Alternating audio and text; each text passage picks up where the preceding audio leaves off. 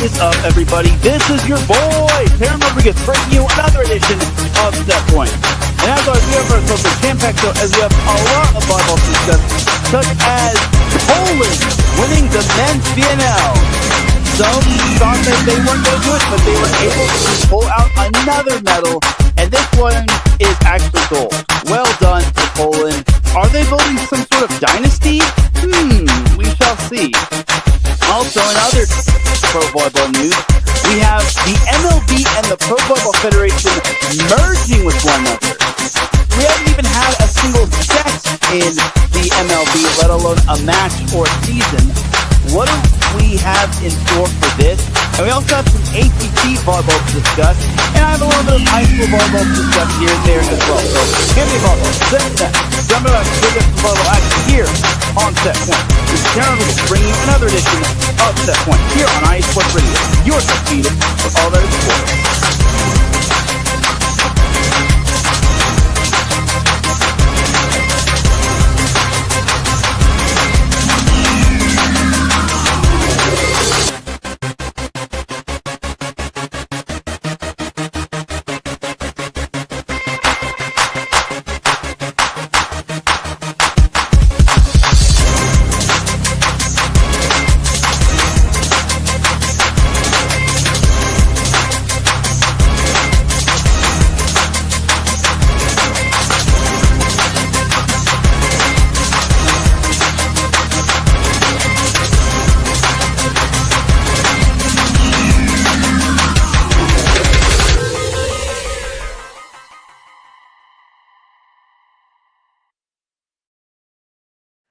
And welcome welcome all to another edition of Set Point. Thank you all for joining me on this beautiful Monday afternoon, Monday evening, Monday wherever you're listening from. Either way, you've made your way in episode 310 of Set Point. And without any further delay, let's begin. But first and foremost, Set Point would not be where it's at without IE Sports Radio providing the platform to go live on either X, Twitch, or YouTube. Please do follow IE Sports Radio on several different social media platforms such as X, TikTok, and also make sure to subscribe to us on YouTube. We would greatly appreciate it. We're trying to reach 500 subscribers. You already know what the drill is. With your help, we could definitely make it to 500 subscribers and then some. So please do follow us and on social media, and please do subscribe to us on YouTube.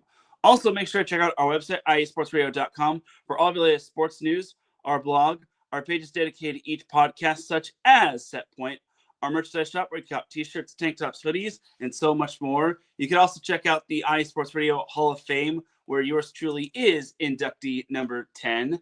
And you could also check out our blog as well. For the last 11 years, IE Sports Radio has been bringing you amazing content, ranging from interviewing legendary athletes, coaches, and other authorized media personnel, to building tailor-made shows dedicated to all major sports states around the country.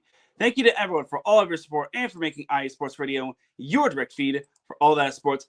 A huge shout out to our sponsors, Planet Jerky Premium Brisket Beef Jerky, Seal the Deal Wax Seals, and Vinyl Apparel. So without any further delay, let's get on into what our sponsors are all about.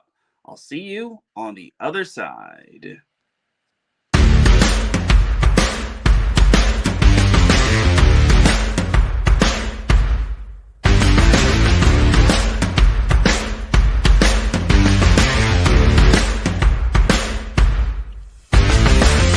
IE Sports Radio fans, this show is brought to you by Planet Jerky Premium Brisket Beef Jerky. Planet Jerky is the official jerky of the 2022 California League champion Lake Elsinore Storm, single-A affiliate of the San Diego Padres. This all-brisket jerky has gluten-free options, contains no MSG, no sodium nitrate, is low in sugar, and high in protein. Go to their website at planetjerky.net and follow them on Instagram at Planet Jerky. Planet Jerky, the jerky that's on a whole other planet.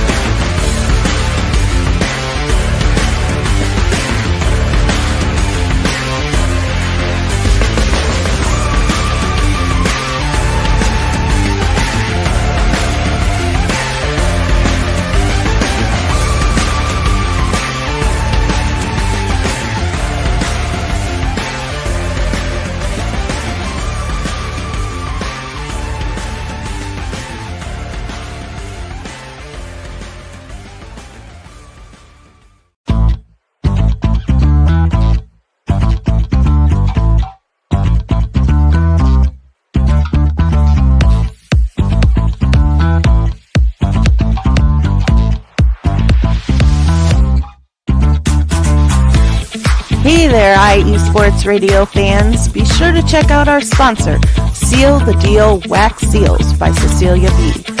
You just finished your very own wedding or baby shower invitations and you're looking for that extra special touch? Maybe you just wrote a letter to a relative or a friend and you want to add to their smile when they receive it. Then seal the deal with Cecilia's handmade sealing wax stamps for your invitations, letters, and gifts. You bring the deal, we'll bring the seal. You can find them on Instagram at sealthedeal_wax stamps and on Facebook, Seal the Deal Wax Seals.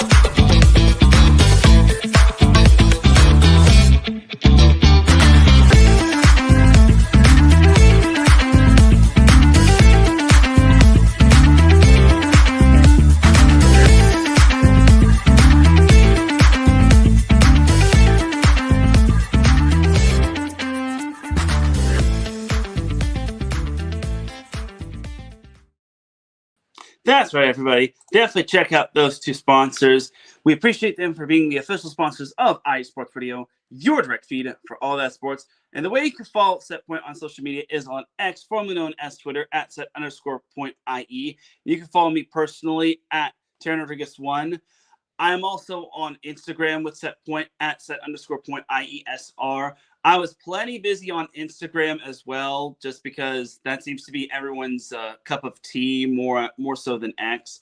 So just something to note right there. But with all that said and done, let's talk some volleyball action. So let's actually talk some men's VNL to start off the show, because this is the last week of FIVB volleyball until the World Championships for the men's or women's side. So the men's VNL was last weekend or last week in general, and it just felt weird not having the US, which really sucks and whatnot. So honestly, it just made me sad face, but it is what it is. And the US, they should have won their matches that they should have won, but I digress in that regard.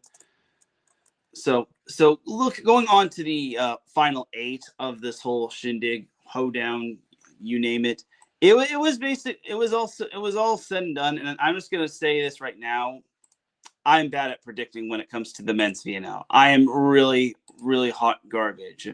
So looking at the first round, we had the first quarterfinal match. We had Italy versus Cuba, where Italy took down Cuba in 4. 25-18, 25-19, 20-25, and 25-21.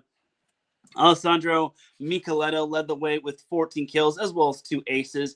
They also got 11 kills, 3 aces, and 2 blocks from Camille Richlicki. And then for Cuba, they got 19 kills from Marlon Yant Herrera, and Osniel Melgarejo Hernandez had 9 kills as well. So overall, I said that Cuba was going to be, they weren't going to roll over that easily. But at the same time, I knew that Italy was just so stacked. So no ultimate surprise seeing Italy take the win over Cuba. And then the second match of the quarterfinals, we had Brazil taking down China in 4 sets. Now, the first set, in case you're all wondering why China is here despite having a very abysmal record, China is the host of the men's VNL. This all took place in Ningbo, Belyun, China. So there you go. And if you're the host of the men's or of the VNL finals period, whether it's on the women's side or the men's side, then you automatically qualify for the men's VNL finals. So there you go. All right, but the first set, China actually took it 31-29. China did need a bunch of set point opportunities, but they were able to take that first set. But then that really got Brazil's attention, and Brazil had fire in their belly, and they just unleashed it all on China as they took the second set 25-19 and then 25-16 and then 25-21. Alon Souza led the way for Brazil with 23 kills, while Lucas Bergman had 10 kills. So those are only their double-digit kill leaders for Brazil. And then Zihua Wen led the way for China with 12 kills, while Yuan Taiyu added 10 kills. I will say this for China. They had such a great start to this match, but after that first set is where it kind of just fell off. And this is kind of where Brazil just playing at a high level, just really was on full display. So overall for China, it was a great effort, but this was not all that surprising. It was more surprising that China won the first set in that fashion, but I just think that China, they had nothing left to lose. They were playing with house money. They were the host team in this whole thing. So, of course, they didn't really have too much to lose and whatnot, and they had so much more to gain if they were to pull off an upset. But it wasn't meant to be. Brazil is just too stacked with the likes of Souza and Bergman. So there you go. Even though Souza pretty much carried the team for the most part. Then on day 2 of the quarterfinals, we had probably the biggest upset we've had in a hot minute. We had Slovenia taking down France in 4, 25-22, 15-25, 25-19, and 25-18. This was a very good win for Slovenia, and this just goes to show, do not make your plans for the quarterfinals in that soon. Because I was basically saying that I don't think France is an instant lock, because they had not been overly impressive in terms of the men's VNL. Just for full context, France was just not impressive. They just weren't their eye-popping selves. It just didn't make sense why they weren't playing so great. And even when they beat Slovenia, you got to remember that France just was not playing at a high level. And even Slovenia had to scratch and claw their way to the men's VNL finals. But they were able to take down France, which was very impressive. Got to remember that this is the France team. This is the France team that won gold in the Olympics last year, and that has won the VNL on the men's side back-to-back years. Excuse me for 1 second. Sorry about that. I had to clear my throat. But yeah, this France team just was so underwhelming, and Slovenia just played so good, as Tonček Štern led the way with 16 kills for Slovenia, as he was actually the only player in double digits in terms of kills for Slovenia. And then for France, Teo Farr had 17 kills, Yassine Louadi had 13 kills, and then Trevor Clevenot added 11 kills.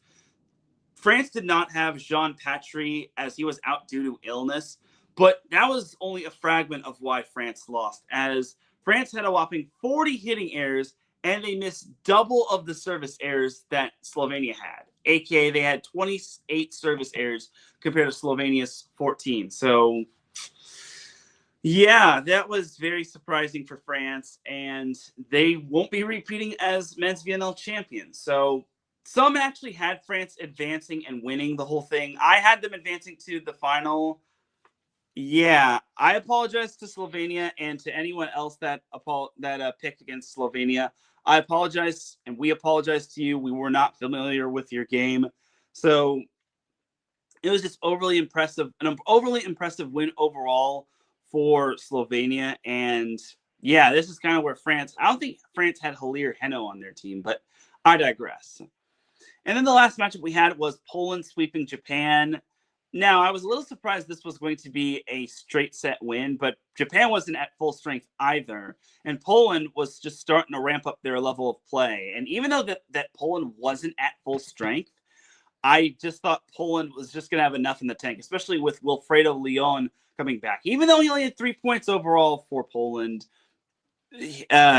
Poland just wound up winning 25-23, 26-24, and 25-12. Kevin Susak led the way with 10 kills, 3 blocks, and 2 aces, while Tomasz Fornal had 7 kills and 4 blocks. Kenta Miyarura led the way for Japan with 15 kills and 2 aces, while Yuki Ishikawa had 11 kills for Japan. Yeah, this one was kind of also expected as well. I just think that, look, Japan, even though that Japan obviously they were seated higher, they were barely seated higher by like a fragment.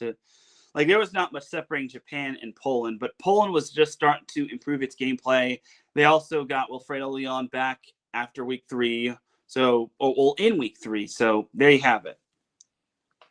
So that was that for all of the quarterfinal matches. So jumping over to the semifinals, we had Italy versus Slovenia, and Italy wound up winning in 4 sets. So this isn't ultimately surprising when it came down to this.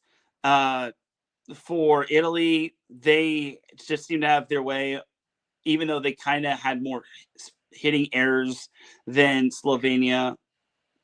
But all in all, it was just a strong effort by them. I wasn't too surprised that Italy wound up winning, even though the errors were pretty high on their part, as Alessandro Micheletto led the way with 26 points. And then you also had Rich Licky adding 11 points.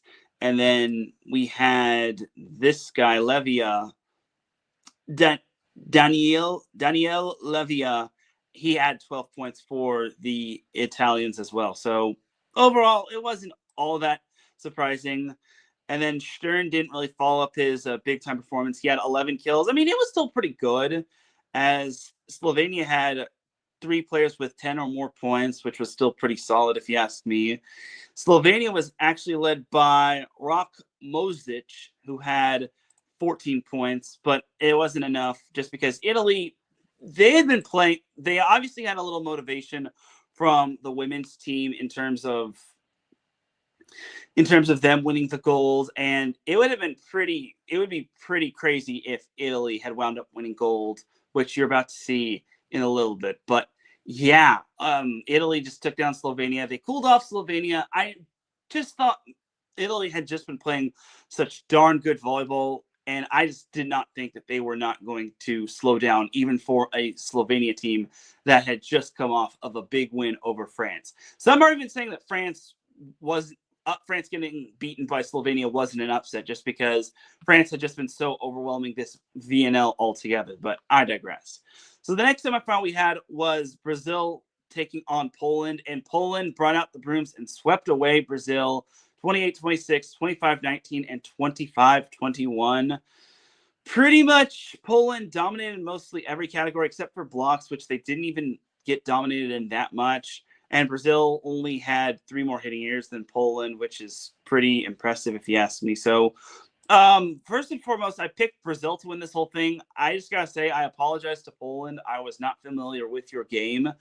I just thought that Brazil was just playing on a high level and they were kind of being the top dog. But Poland, they had something to say about it, which I thought was pretty impressive, as Kevin Susak led the way with 18 points, with 16 kills. And then right behind him was 10 points coming from Jakub Kuchanowski. So, and Wilfredo Leon had himself a better performance, 6 kills and 3 service aces. So really better performance right there. And then Tomasz Fornal had 7 kills to go along with a block and an ace. So looking at Brazil, they weren't even led by Alan Souza. They were actually led by, he had 16 points. Darlan Ferreira Souza. So that must be Alan Souza. So interesting, because his last name is listed on here. But I digress.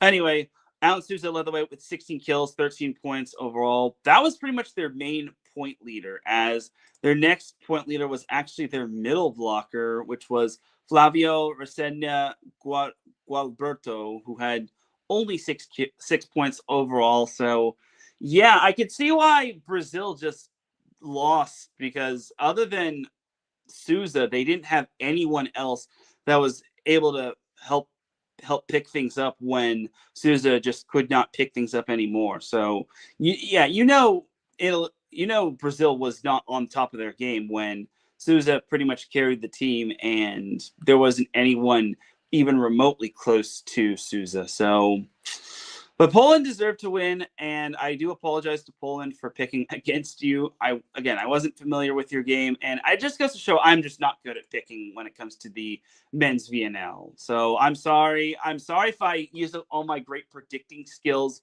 on the women's VNL as opposed to the men's VNL, but I digress. Anyway, so for the bronze medal and gold medal match, we had Brazil taking down Slovenia in 4 sets. So it was a gentleman's sweep. Brazil lost the first set 25-23, but then Brazil wound up winning the next 3, 25-20, 25-23, and 25-19. Kills were pretty much dead even. Slovenia had 5 more hitting errors than Brazil. Brazil was strong in terms of serving and blocking. So overall, it was a nice little bounce back game for Brazil, who was led by Alan Souza, who had 18 points. And then they got 11 points from Matis Bispo dos Santos. I'm not even, if I'm butchering all these names, I do apologize. But yeah, 11 points from Matthias. And then they also got 9 points from Arthur Bento Buscomiuk. So there you have it right there. That's pretty much the point leaders from Brazil. And then leading the way for Slovenia was Rock Mozic, who had 21 points, which was pretty nice if you ask me. And then they also got 12 or 10 points from Tonček Stern. They also got 9 points from Muhanovic, which was also a pretty Nick Muhanovic. So there you have it. So that's pretty much that right there in terms of the Slovenia-Brazil match. I'm not too big on bronze medal matches. I just think that it's kind of, I mean, it is what it is. You obviously have to play for bronze and whatnot, just because bronze, silver, gold. But all eyes were on the gold medal match between Poland and Italy, and Poland just brought out the whooping stick, and they just beat Italy just down. They wound up sweeping them 25-22, 25-19, and 25-14. First set was was the closest in terms of like gameplay, but after that, Poland just straight up took Italy to school. It was just absolutely strong. It was just a masterclass performance, as Italy had 25 hitting errors compared to Poland's 18.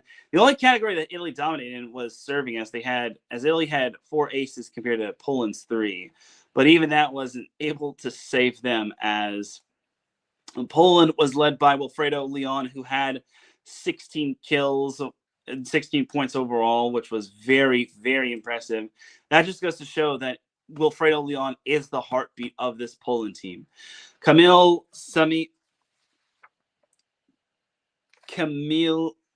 yeah. why am I blanking on how his name is pronounced? Anyway, Camille also added 16 points. 14 points. Camille had 14 points, 12 of which were kills. And then Kuchanowski had 7 points. So it was just a strong overall effort from Poland. And we finally got to see what this team can do on its best day. Meanwhile, for Italy, they were led by Daniel Levia, who had 11 points. And then Micheletto had 7 points. So overall, it was just not Italy's day. Poland just was a freaking buzzsaw. And Wilfredo Leon, even though he had 0 service aces, dude was literally just dealing at the service line. And he was just on his A game. So overall, a very great win for Brazil. And that was their 6th straight medal in terms of the men's VNL, which I thought was pretty awesome if you ask me. Because I talk about how Italy is setting the standard. Poland is also setting the standard as well. Remember, this is the same Poland team that wound up making the gold medal match in the Olympics last year. Lost to France, but still was able to put forth a impressive run, which included beating the United States. I'm sorry, U.S. fans, that you have to listen to that, but that's just the truth. So overall, Poland is well deserving of this. Just bravo indeed to Poland. And the last time they wound up finishing with gold in the VNL, they wound up winning the next tournament that they wound up winning, which was not the FIVB World Championship, but they are partaking in that this year. So overall, that's pretty much it for all of the FIVB until the World Championship. And I can't wait for that.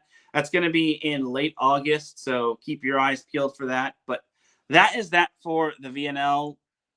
It was fun covering it. It's basically the only bit of volleyball we have in terms of the summer, just because there's no NCAA, and other than the AVP, there's nothing else happening. So there you go.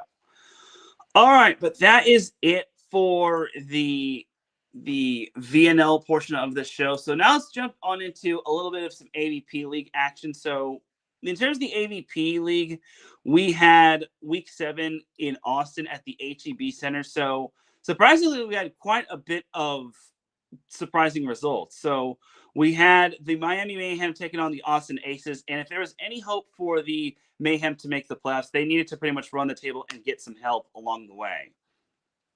But the Mayhem were able to take down the Austin Aces, as Keem Schalk and James Shaw took down Avery Johnson, Wyatt Harrison in straight sets, 15-17 and 15-12. Kelly Cheng and Molly Shaw also took down Taryn Brasher and Kristen Nuss in a 3-set barn burner, 15-12, 10-15, and 15-10. Then we had the New York Nitro taking on the LA Launch on the men's side as Taylor Crabb and Taylor Sander took down Hagen Smith and Logan Weber in straight sets, 25-17 and 25-12. And then on the women's side, we had the LA Launch beating the we had the LA Launch beating the New York Nitro, which was Therese Cannon and Megan Kraft defeating Corin Quiggle and Megan J. Rice, 15-11 and 15-9. And then on the men's side, we had the Miami Mayhem and the New York Nitro. Wait. No. That was on day one. Okay, all those matches that I just mentioned, that was on day one. So that was day one. We had the Mayhem and the Aces facing one another on the men's side and following that up on the women's side. And then you had the Nitro and the Launch facing one another on the men's and women's side. So next up, we had the Miami Mayhem taking on the New York Nitro. And oh man, this is going to be a match where the Mayhem will want this back, as the Nitro took them down in a 3-set barn burner, 11-15, 16-14, and 15-10. Oh man, Kame Schulk and James Shaw were pretty much in that second set. They should have won that second set, but unfortunately it was not meant to be, because obviously Taylor Crabb and Taylor Sander they're them. They're one of the standards in terms of the AVP. Then on the women's side, we had Kelly Cheng and Molly Shaw take down Corinne Quiggle and Megan J. Rice in a 3-set barn burner. And I say barn burner as in the second and third set were bangers, 15-12, 15-17, and 16-14. Then we had the Austin Aces taking on the LA Launch. And on the men's side, we had Hagen Smith and Logan Weber taking down Avery Dross and Wyatt Harrison in a 3-set banger, 13-15, 17-15, and 15-13. And then on the women's side, we had Taryn Cloth and Kristen Nuss taking down Therese Cannon and Megan Kraft in a little bit of a rematch of the Huntington Beach Open. This time it was Brasher and Nuss beating Cannon and Kraft in straight sets, 15-9 and 15-9. So overall, that is that for the Week 7 recap in terms of the AVP League. So looking at the standings, Palm Beach Passion are in first place. They won't have any volleyball until the AVP League Championship. So they're locked in. They have clinched a spot in the playoffs, even though that was already a given. The Los Angeles Launch also clinched a spot in the AVP League Championship. So no matter what happens, they can't finish below, probably outside of the top 6. And if they were, that'd be surprising, but I digress. Third place, we have the Brooklyn Blaze at 6-6 with 19 points. The New York Nitro is in fourth place at 7-9 with 21 points. They are officially done, and they pretty much have to await where they're going to be at in terms of the AVP League Championship. And the Austin Aces are also 7-9 with 20 points. They also await to see what's going to be happening this past week. And then the Dallas Dream are 5-7. They're playing in the AVP League this week. San Diego Smash is done with their regular season. They're 6-10, 19 points. They await on what will happen. And then the Miami Mayhem, they're pretty much eliminated from playoff contention, sadly. They needed to pretty much run the table. They lost that men's matchup to Team Taylor of the New York Nitro. They are 4-8 with 14 points overall. So there you have it right there. But it doesn't mean that the Miami Mayhem can play spoilers. So the LA Launch, if they run the table on the men's and women's side, they pretty much are the number 1 seed, and they win the AVP League Cup, the regular season cup. It's like the President's Trophy in the NHL, but except in the AVP. So if the LA Launch somehow lose at least one match, whether it's on the men's or the women's side, then the Palm Beach Passion will be the regular season champion and whatnot. But all that matters is the league championship. And hopefully for the San Diego Smash's sake, they're able to make it back to the postseason. Because if they don't, then they'll have won the AVP League Championship last year, only to not make it to the AVP League Championship this year. Because 6 teams do advance to the postseason, while the last two teams are on the outside looking in. So San Diego Smash is probably the biggest fan of every team not named the Dallas Dream. So looking at this weekend, we have the Miami Mayhem taking on the LA Launch. Then you also have the Dallas Dream taking on the Brooklyn Blaze. And that's on the men's and women's side. So I don't know the exact order, but it's Mayhem versus Launch, and then the Dream versus the Blaze. And then the day after, Miami Mayhem take on the Dallas Dream, and then the Launch take on the Blaze. Again, the San Diego Smash are probably the biggest fans of the Miami Mayhem, as well as the Brooklyn Blaze. So looking at it, the Mayhem, they're playing with house money. They've got nothing left to lose. And interesting thing is that I don't think the Miami Mayhem can jump the San Diego Smash, but if they were to win out, but we'll see. Actually, hold on. Actually, it is possible. Miami Mayhem could still probably make the playoffs. I'm sorry. So the Mayhem could still make the playoffs. They just got to win out. If they win their last 4 matches, then heaven forbid they're going to be in the playoffs. But that would also indicate that the Dallas Dream would have to lose out. So a lot has to happen for the Miami Mayhem to make the postseason, but they're actually not eliminated. So nothing is set in stone. So there you have it right there. But this weekend actually will be taking place at the Commercia Center in Dallas, Texas, even though I think it's actually going to be in Frisco, Texas, from what I saw. But bottom line is that the Dallas Dream are hosting this week in the AVP League. It's the last week as basically teams are jostling for position, and we're still trying to see what seeds are going to be facing what seeds in terms of the league championship. But that's not even all for the league championship, because you still have some of the other you still have the individuals. You have the men's championship, and then you also have the women's championship in terms of the AVP League. So but that's for like another day. I'm going to actually wait until to go over the men's leaderboard and the women's leaderboard and whatnot. So that'll do it for the AVP League.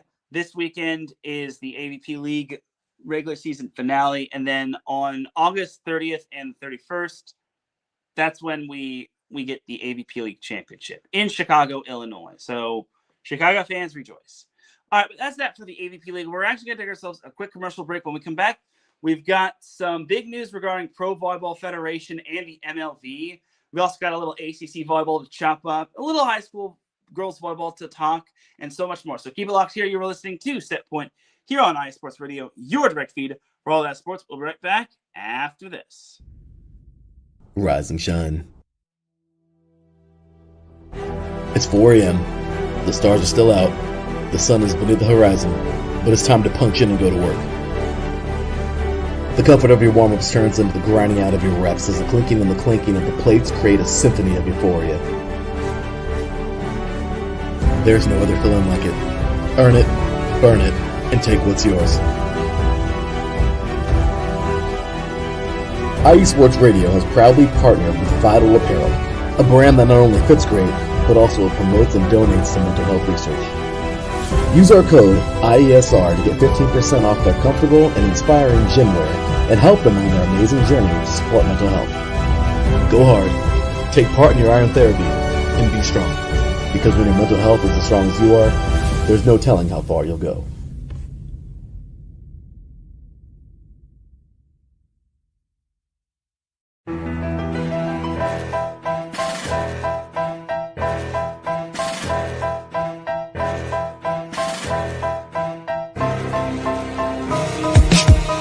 For the last 10 years, IE Sports Radio has been bringing you amazing content ranging from interviewing legendary athletes, coaches, and other authorized media personnel to building tailor-made shows dedicated to all major sports cities around the country. Make sure to follow us at IE Sports Radio on X, Instagram, Facebook, TikTok, and YouTube to keep up with the latest in sports and with all of our shows. Also, make sure to check out our daily updated website at iesportsradio.com. At iesportsradio.com, you can see our daily show schedule and check out all of our show pages with personal bios to learn a little bit more about each of our awesome hosts. In addition to our show pages, you can catch the iSports Radio blog, Hall of Fame, Fans of the Month page, and our merchandise shop, including t-shirts, tank tops, caps, long sleeves, hoodies, and more.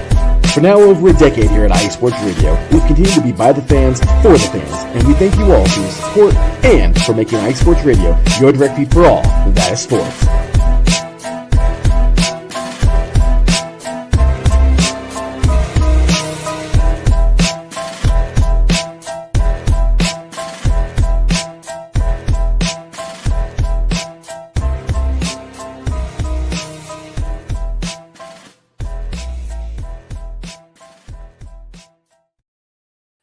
That's right, everybody. Definitely check out all of our amazing sponsors and check out our website, iSportsRadio.com. And also hit that like button. We would all definitely appreciate it at iSports Radio. Thank you to Davidson Crooks for popping into the chat room. I appreciate you. And Brian Francione also pops in the chat room. He says, good evening, Teran. Thank you, Brian. I appreciate you. He and I will be live on Wednesday with Midweek Mania, which is another show on iSports Radio. So there you have it right there. Just got to get that quick plug in. But let's get on into the second half of Set Point, and then I'll let you go on your way. So I actually didn't talk about this news last week. So when it came down to the PVF, there was actually a coaching change. So in terms of the PVF, they actually did not renew they actually parted ways with their head coach, Taiba Hanif Park. So, well, let me just say it's kind of tough when it comes to Taiba Hanif Park. I feel she was a good coach. She obviously led the San Diego Smash to a massive turnaround in the first year of the PVF. And they were one set away from advancing to the PVF Match for a Million match, which, oh man, I bet you had the San Diego Mojo had advanced that championship match, I think maybe Hanif Park's job would have been a little bit more secure. But it happens, and sometimes that's just how it is. Heck, even no coaching job is guaranteed, especially with a lot of things happening in this world. But yeah, when it came down to it, to Taiba Hanif Park, it wasn't her fault. And honestly, she's not a bad coach by any means necessary. It's just that I think that the San Diego Smash want to go into a different direction, as the San Diego agreed to part ways with Taiba Hanif Park, which is unfortunate. She's actually she's part of the Team USA Women's Volleyball National Team coaching staff. So she's not by any means a bad coach. I just think that she was kind of in a tough situation. This was a tough year for San Diego last year, and they never really had a point where they would break through into the playoffs and become a threat to making the playoffs. And obviously roster turnover hurts as well, but it is what it is. And sometimes that's just how it is in terms of this business. And sometimes you just got clean house. And Taiba Hanif Park, in my opinion, I think she should have deserved Coach of the Year. I don't think she got Coach of the Year. I know the media voted Omaha Supernovas head coach, Coach Bird, as the Coach of the Year. But I think Taiba Hanif Park, with that massive turnaround that San Diego had in year one of the PVF, she deserves MVP, or not MVP, Coach of the Year. But I digress. And yeah, the Mojo are off to try to find a new head coach before the PVF season begins. So I wish Taiba Hanif Park the best, and hopefully for her sake, she lands on her feet and whatnot. So yeah. All right, well, that's that. I wish I could have discussed that last week, but them's the breaks. But what is important this week is actually the news that was just revealed. So the PVF and the MLV are merging, despite the MLV not having played a single match, let alone having a single season. Which, look, when I first saw that news, I was like, is this even possible? A league that hasn't even had a single season, let alone a single match, not even a scrimmage, not even any teams announced, is going to be merging with the PVF. It's not mathing. This isn't mathing. So Sportico was actually the first one to announce this news, as the Pro Volleyball Federation will merge with Major League Volleyball, adopting the same name of the startup league and seeing Dallas join in the league's third season, according to a source. So Dallas was actually slated to be part of the PVF this past season, and as well as Kansas City, but then they were against it, so or something broke through and it didn't happen. So, and this means that the Omaha Supernovas, even though they were slated to leave the PVF for the MLV, the Supernovas will be staying, which I think is pretty awesome if you ask me. And we all know the Omaha Supernovas are the most popular team in terms of the PVF, and they're going to be the most popular team in terms of the MLV/PVF. So the MLV is actually going to be the one that mans this whole merger thing. So the MLV is currently slated to run in 2026 with 8 teams, with most of which were played in the PVF. But that being said, I say 8 teams will be playing in the PVF/MLV, but the Vegas Thrill are actually not scheduled to compete in the league this year, as it looks for ownership to buy the team. So yeah, the Vegas Thrill are not a part of it. So we don't know what's going to be happening with the Vegas Thrill. We don't know. It's going to be all dependent on it all depends on ownership and revenue and whatnot. So we might not see the Vegas Thrill. We will see a team from Dallas. I imagine we're going to see a team from Northern California, if not maybe from Kansas City. So according to a source based on this article, the league will expand in 2027 with a team from Washington, D.C. and California. Now, I imagine this team from California is going to be from Northern California, because the Major League Volleyball was actually funded by Sacramento Kings owner Vivek Ranadive, as well as other people like Danny White, the Omaha Supernovas founder, Olympic Beach gold medalist Kerry Walsh Jennings, who I think is from the Northern California area, and then also Jason Derulo. So overall, look, this is so weird if you ask me. This is absolutely weird. It's like the MLV hasn't even had anything started, but it's like they found a way to merge with the PVF, which already has 2 seasons under its belt. So the math ain't math in here. It just doesn't make sense. It's like, am I missing something here? What's going on? Somebody please help me. Anyway, but I mean, at least we're going to have 1 league instead of like 3. Well, okay, I shouldn't say 1 league, because we still have League 1 volleyball, but we're not just going to have 2 leagues with the MLV and the PVF. We're just going to have 1 big happy family league.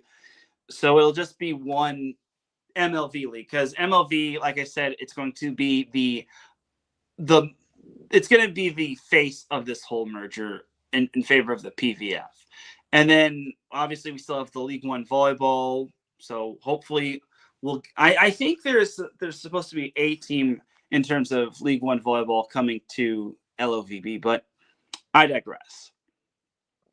But yeah, this is just really surprising, if you ask me. This is just very surprising. It just doesn't make sense. I don't get how a league that hasn't had any sort of anything, not even a scrimmage, is slated to basically merge with a league that's already happening right now. So this is weird. But anyway, that's pretty much that. I'm just baffled by this. There's nothing more that needs to be said.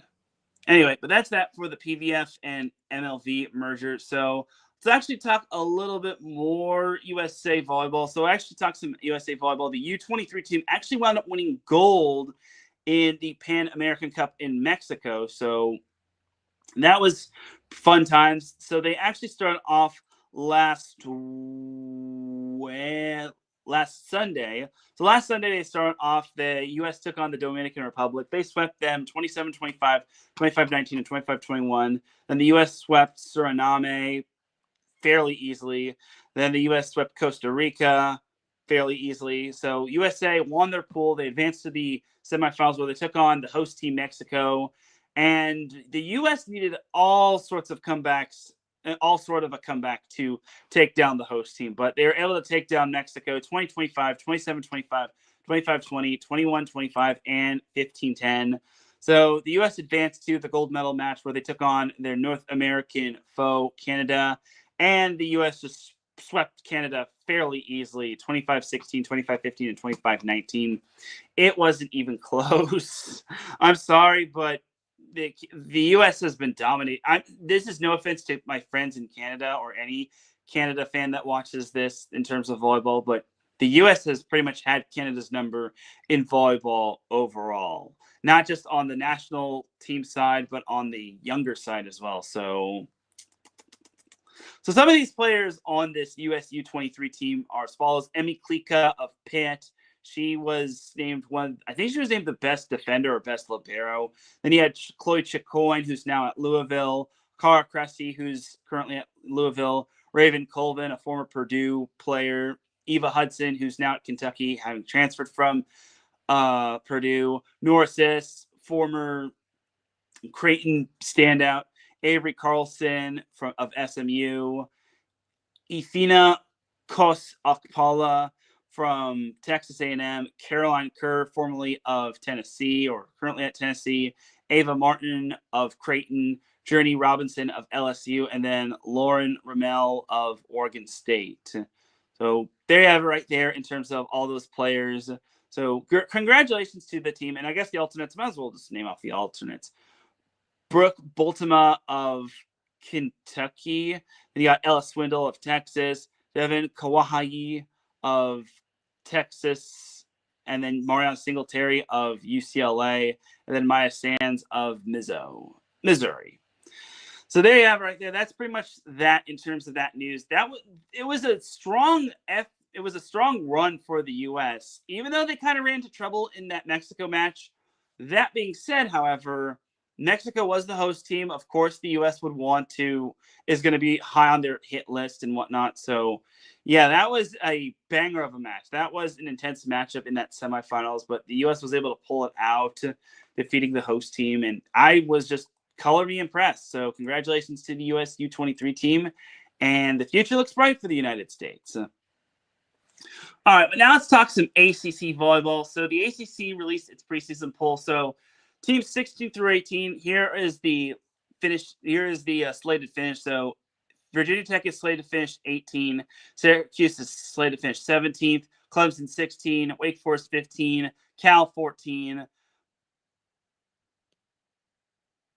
Oh, did I screw? Boston College 13. Hold on, let me.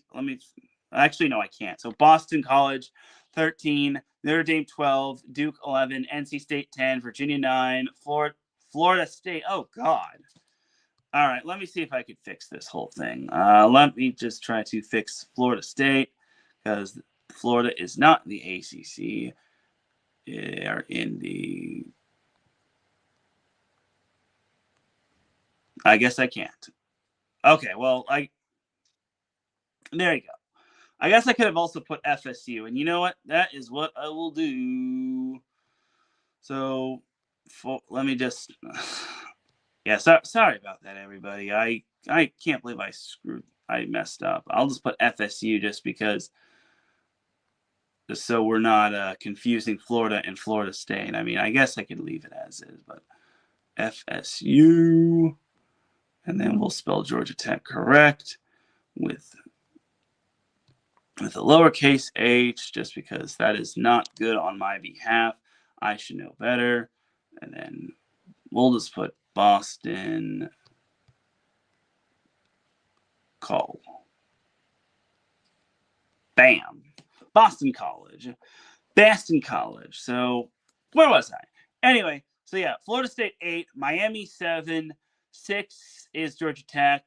So that's pretty much 6 through 18. I'm sorry if I messed up on the banner right there. And then 1 through 5 is as follows. Pitt is actually slated to finish number 1, or Pittsburgh. Louisville is slated to finish 2nd in the ACC. Stanford 3rd, SMU 4th, and then North Carolina 5th.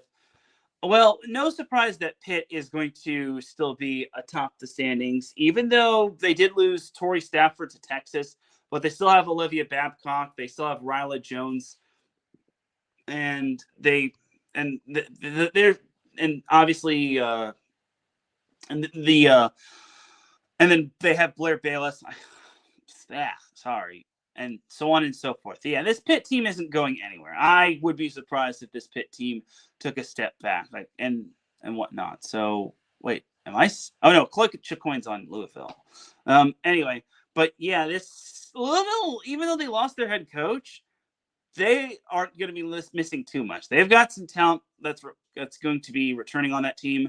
It's going to take a little while to realize that Anna DeBeer is no longer with the team. She's off doing her thing, and not LOVB, the PVF MLV. But yeah, I think Pitt is still going to be on top. Do I think they can win the whole thing? That still remains to be seen. I really want to believe in Pitt and their ability to win this whole thing and finally clinch their first ever national championship.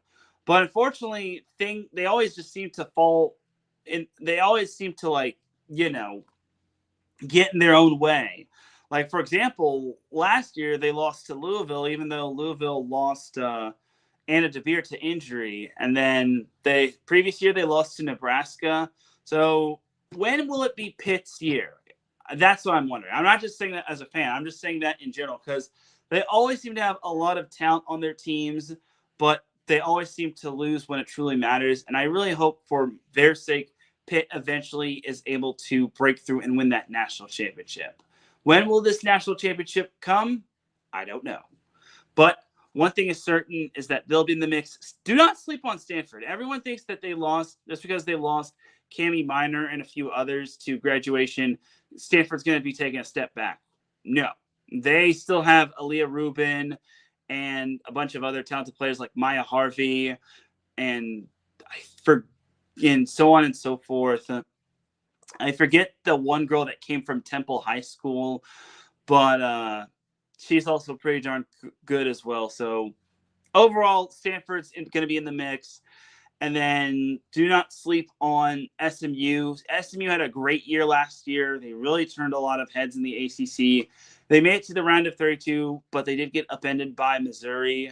And then North Carolina, it's interesting to see what North Carolina will bring to the table. I mean, normally North Carolina is not this high, but North Carolina does have a little upside. And you got to remember that Georgia Tech kind of did lose some players to graduation. So until I see Georgia Tech just making some big things coming, I think it's safe to say that North Carolina is the correct team to put at number 5. But also don't sleep on Florida State, even though they are mainly a regular season team. They are not a postseason team by any means. So there you go. And I'm sorry to Mike Pat, but I digress. All right, but that is that for all of the ACC volleyball talk. So a little bit of some high school girls volleyball news. So this past weekend, I was actually at the Queens of the Court tournament. I covered the elite varsity division, and then I covered the standard varsity division. It's not an actual thing, but this is kind of like that was pretty much the last weekend for summer ball until the regular season kicked off, which actually official practices do start today, which I think is pretty cool if you ask me. At least for the CIF Southern section. But this week is actually the Ann Kang tournament, which will be held in Hawaii, hosted by Iolani. So I know a couple teams are partaking in this invitational, as I know Sierra Canyon is going to be partaking in this. They actually had themselves a nice little weekend at the Oxnard tournament. They only lost one set all tournament. Even though it was like a 9-team tournament, they had to have like round robin on the second day. But yeah, the Sierra Canyon is going to be really good. I did not see Kendall Omarui in terms of their unofficial stats and their accolades in terms of that tournament, but I did get to see McKenna McIntosh in terms of that, which I think is pretty awesome if you ask me. McKenna McIntosh is a fantastic player. She's committed to USC, so we'll have to wait and see when it comes to Sierra Canyon this year. This year is going to be a big time. This is going to be big time for Sierra Canyon. They return a majority of their players, but Mater Dei has some studs of their own as well. I actually did not know that a few players that were on their team when I saw them at Queens of the Court, but I digress. Anyway, so back to the Ann King tournament. It does not look. I'm trying to find who else is playing in this tournament. Wait. This is weird. It says the tournament was last weekend. Hello? Okay. August 15th through the 17th. Okay, maybe it's not this weekend. Maybe it's next weekend. It kind of helps if the website kind of updates on when everything is going to be. I'm sorry, but I really need to know when this Ann King tournament is. So I think the Ann King tournament might be next weekend. So I think the best place to check would be Max Preps, even though it's not really the biggest, most reliable game changer. But Sierra Canyon, I know, is partaking in this tournament. And again, that team's going to be good. That Sierra Canyon team returns the majority of its players, and they've got, again, McKenna McIntosh and Kendall Omarui. Okay, so Ann King isn't this weekend, so I apologize. That's the following weekend. So my bad. I'm sorry. So that's not this weekend. So interesting that, and I guess that makes sense just because the CIF Southern section doesn't begin their season until August 12th, which I think is like one of the first few days where you can have official matches and whatnot, which I'll be attending a couple on that day as well, but we shall see. But yeah, the Ann King tournament is not this weekend, so scratch the first part of this little banner. The second part is actually Gentry Barker committing to San Diego State. So Gentry Barker finally committed. I was wondering when she was going to commit. I mean, we're still waiting. Not we. All us volleyball fans are waiting on where Ireland Reel is going to be committing. I think Ireland Reel is going. Again, she's probably one of the best players in her class. It's just absolutely amazing. So Gentry Barker, just for a little context of who she is. So she's actually she goes to Lake Travis High School. Her club volleyball team is Mad Frog. Only 5'10", but she is a stud. She's actually 25th on the Prep Dig top 25 class of 2027 players. And this is overall, mind you. But yeah, I think that's pretty awesome that Gentry Barker has committed to San Diego State, which is such a big get for San Diego State. San Diego State, I know a few of my friends that went to San Diego State that are avid fans. They have been long yearning for a big-time commit. So I hope for the sake of San Diego State, they take good care of her and they're able to have success with Gentry Barker. But that's not until the fall of 2027. So there's that right there. But some notable players that have not committed are obviously Ireland Reel, Marissa Jones. So I added a couple more names. I had Cynthia Ackerman, who is a top 40 player. She is from Brighton. So just a little bit of added context for her as I pull her up. So yeah, she's from Brighton. Her club volleyball is Legacy Volleyball Club, and she's a Michigan girl. So she's from Michigan, which I think is pretty nice. Then you have McKenna Barnes, whose club volleyball team is Mizuno Long Beach Volleyball Club. She actually attends Marymount High School in Los Angeles, which I think is pretty nice.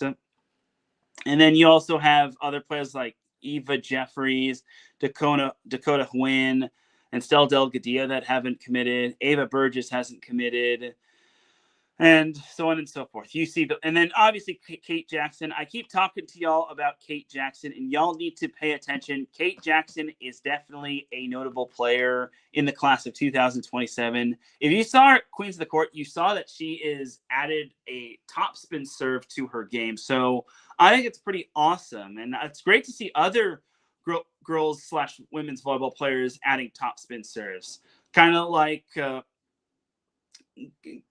Wesley Matavau, who has been absolutely amazing in terms of modern day. Like, she has a wicked topspin serve, and Harper Murray of Nebraska, she has a nice topspin serve too. So the topspin serve in women's volleyball and girls volleyball is starting to grow, and I am here for it. All right, but that is that for some other notable players of class of 2027 that have not committed yet.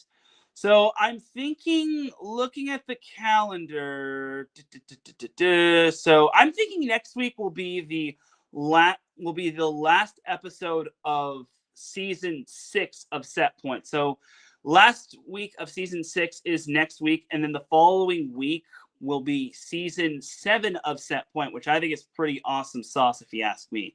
Just because the NCAA women's volleyball season starts on the 22nd due to the first serve challenge, which I think is nice as well. So mark your calendars. I imagine the Set Point the season 7 debut for Set Point will be on either Tuesday the 19th or earlier on Monday. So we'll have to wait and see when it comes to that. But just a little bit of a note there. Next week will be the season 6 finale of Set Point, and then the following week will be season 7 of Set Point, which I think is pretty awesome. It's pretty cool that Set Point is already seen 6 seasons. And yeah, I'm still doing this by myself. Just little old me trying his hardest to try to pump out some good volleyball content to the best of my ability. But that is going to do it for this week's episode of Set Point. For everyone here at IE Sports Radio, this is Teran Rodriguez signing off. Have yourself an amazing week. Enjoy all the volleyball action, whether it's professional, beach, indoor, high school, you name it. But I will see you on Wednesday for Midweek Mania if you're following with IE Sports Radio. But if you're just following along with Set Point, I will see you. I'll see you on Saturday for 3 and Out as well with Larry B. But if you're just following for Set Point, then I will see you next week for Set Point. Have a great week, everybody. Enjoy all the volleyball action. I'll see you then. Peace.